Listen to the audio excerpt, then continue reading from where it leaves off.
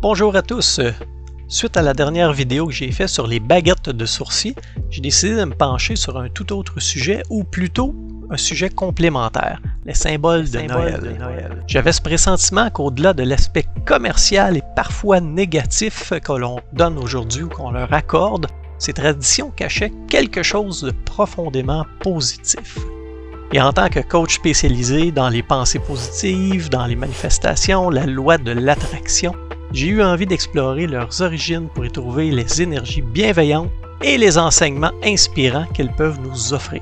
Alors, partons ensemble à la découverte de ces symboles, ou devrais-je dire la redécouverte de ces symboles, pour voir ce qu'il y a de positif derrière. Et c'est parti! Et si je vous disais que Noël n'est pas seulement une fête commerciale ou une célébration religieuse moderne? Derrière les traditions que nous avons peut-être oubliées ou négligées, se cache une puissante énergie spirituelle.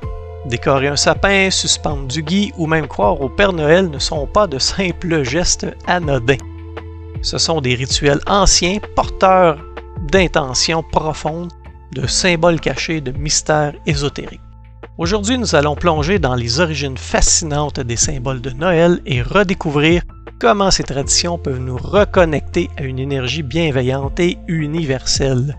Préparez-vous à voir Noël sous un tout autre angle. Le sapin de Noël, l'arbre de vie. Le sapin de Noël, cet arbre éternellement vert, est bien plus qu'une décoration festive. Ses origines remontent aux traditions païennes anciennes, bien avant la naissance de Jésus. Dans les cultures nordiques et celtiques, par exemple, l'arbre à feuilles persistantes, comme ils étaient appelés, symbolisait l'immortalité et la résistance face aux ténèbres de l'hiver. Super important. Il représentait aussi l'arbre de vie, un lien sacré entre le ciel, la terre et les profondeurs du monde spirituel. Les anciens Celtes décoraient ces arbres avec des fruits, des noix, des bougies pour honorer les cycles de la nature et appeler la lumière dans les jours les plus sombres de l'année autour du solstice d'hiver. Aujourd'hui, nos guirlandes lumineuses et nos ornements dorés ne sont qu'une transposition moderne de ces rituels anciens. Lorsque vous décorez votre sapin, vous recréez inconsciemment un acte sacré. Vous invitez la lumière, la prospérité et la vie dans votre foyer. L'étoile que nous plaçons au sommet du sapin, elle symbolise bien sûr l'étoile de Bethléem dans la tradition chrétienne, mais elle représente aussi la lumière de notre âme, ce guide intérieur qui nous oriente dans les moments de doute. Alors cette année, lorsque vous décorez votre sapin, faites-le avec une bonne intention. Visualisez l'énergie que vous souhaitez attirer dans votre maison pour l'année à venir. Le gui, cette plante mystérieuse suspendue au-dessus de nos têtes, est entourée d'une aura presque magique. Dans les traditions druidiques, le gui était considéré comme une plante sacrée. Il poussait en haut dans les arbres, souvent sur les chênes, et les druides le récoltaient avec précaution en utilisant les faucilles d'or. Pourquoi? Parce qu'on croyait que le gui possédait des propriétés protectrices et curatives, capables de chasser les énergies négatives et de favoriser la fertilité et l'amour. Mais d'où vient la tradition de s'embrasser sous le gui? Ce geste est en réalité un rituel très ancien lié à la réconciliation et à l'unité. Suspendre du gui chez soi était une façon d'inviter l'amour, l'harmonie, la chance dans votre foyer. Lorsque deux personnes s'embrassaient sous une branche de gui, elles scellent symboliquement un pacte d'amour ou d'amitié, tout en honorant l'énergie de vie que cette plante représente. Alors cette année, n'oubliez pas de suspendre du gui dans votre maison. Non seulement vous perpétuez une tradition ancienne, mais vous recréez aussi l'espace vibratoire accueillant pour l'amour et la paix cette année. Passons maintenant au Père Noël, l'alchimiste de la joie. Le Père Noël, ce gros et grand bonhomme jovial vêtu de rouge, n'est pas uniquement un personnage fictif inventé par la société moderne. Moi, j'ai toujours eu l'impression que c'était une invention de Coca-Cola avec les publicités qu'on voyait à la télévision, mais c'est pas vraiment le cas.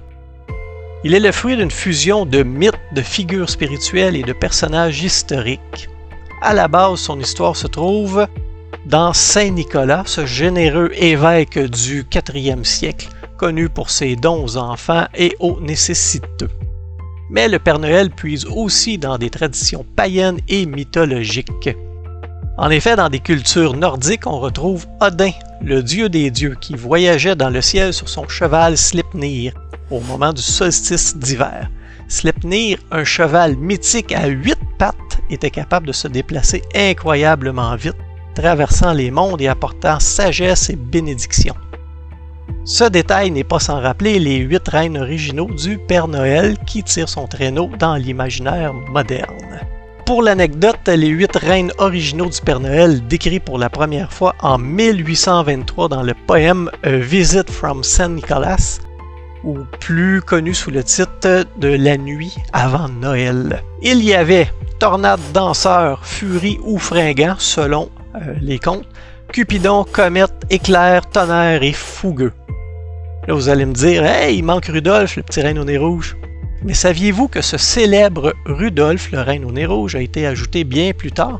Il est apparu pour la première fois en 1939 dans une histoire écrite pour un grand magasin américain, puis sa popularité a explosé en 1949 grâce à une chanson que tout le monde connaît et que tout le monde a déjà au moins entendu une fois dans les centres d'achat. Ensuite, tout ça, qu'est-ce qui a influencé l'image du Père Noël? On a parlé d'Odin tantôt, mais ce n'est pas le seul dieu nordique à l'avoir influencé. Thor, le dieu du tonnerre, est aussi une source d'inspiration. Thor portait une cape rouge et voyageait dans un char tiré par 2 boucs. Ce détail rappelle certains aspects visuels du Père Noël moderne, notamment son costume rouge et sa capacité à voyager dans les airs avec son traîneau. De plus, dans le folklore scandinave, il existe une autre figure fascinante, le Julinis, un esprit ou un gnome hivernal. Ce personnage bienveillant apportait des cadeaux aux enfants et veillait sur les fermes pendant la période de Noël.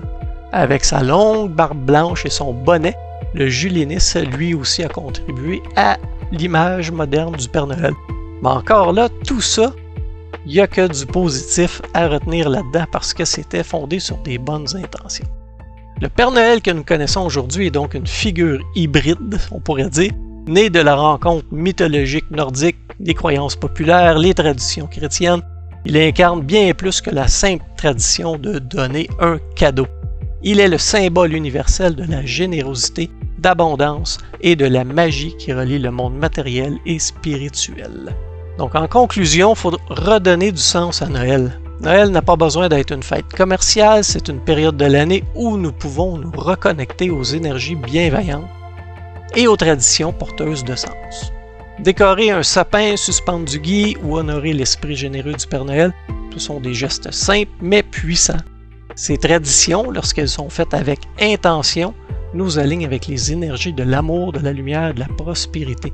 C'est toujours l'intention derrière les gestes qui fait en sorte que ça devient positif et que ça a une répercussion.